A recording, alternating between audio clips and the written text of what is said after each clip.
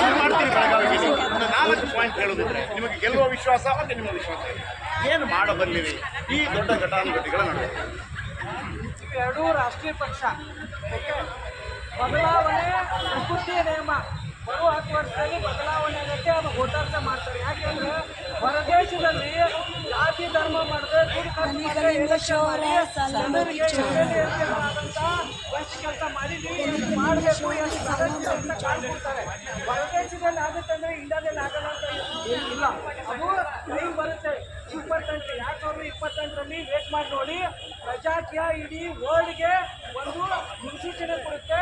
ಮತ್ತು MLA MPಗಳು ಖಾಕಿ dress ಅನ್ನು ಹಾಕೊಂಡು ಕೆಲಸ ಮಾಡಿ, ಸಂಬಳ ಕೆಲಸ ಮಾಡಿ, ಕರಪ್ಷನ್ ಮಾಡಿದ್ರೆ, ಫುಡ್ ಇನ್ವೆಸ್ಟ್ಮೆಂಟ್ ಮಾಡಿದ್ರೆ, ಜಾತಿ ಮತ ಮಾಡಿದ್ರೆ ಗೆಲ್ತಾರೆ. ಕೆಲಸ ಮಾಡಿ ತೋರಿಸ್ತಾರೆ.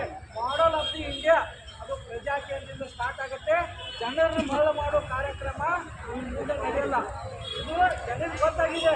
ನೋಡಿ, ನಮ್ಮ ಪಕ್ಷದಲ್ಲಿ 109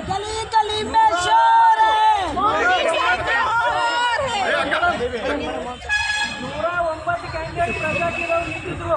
1,09,000 ಓಟ್ ತಗೊಂಡಿದ್ದಾರೆ. ದುಡ್ಡು ಖರ್ಚು ಮಾಡಿದ್ರೆ, ಜಾತಿ ಮತ ಮಾಡಿದ್ರೆ, ಪ್ರಚಾರ ಮಾಡಿದ್ರೆ.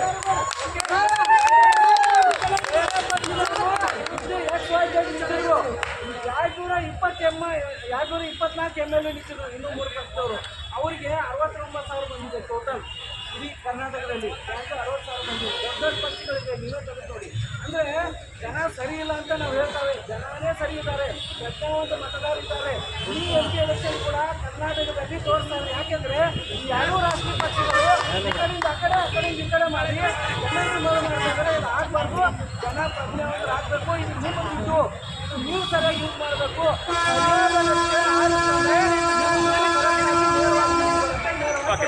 ಖಂಡಿತ ಪ್ರಜಾಕೀಯ ಪಾರ್ಟಿಗೆ ಒಂದು ಚಪ್ಪಾಳೆ.